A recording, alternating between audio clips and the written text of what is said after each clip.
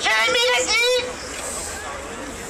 c'est la course avec la Commission européenne, et c'est le cas depuis 2 ans et demi.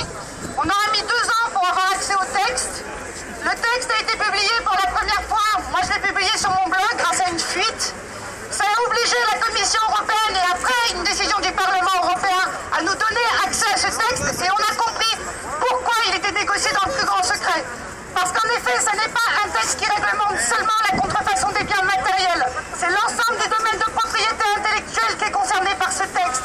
C'est vos libertés publiques, c'est l'accès à Internet, mais c'est également l'accès aux médicaments, l'accès aux semences. C'est l'ensemble de ce qui peut être breveté demain et qui peut être mis sous propriété privée qui est visé par ce texte.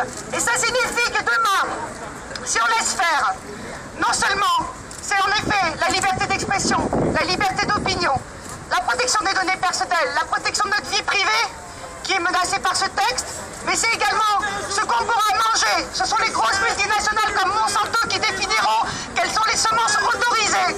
C'est également les...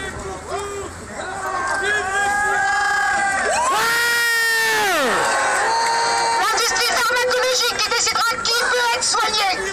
Ce que je veux dire, c'est qu'aujourd'hui, ce qui se joue, c'est en effet une question hautement politique.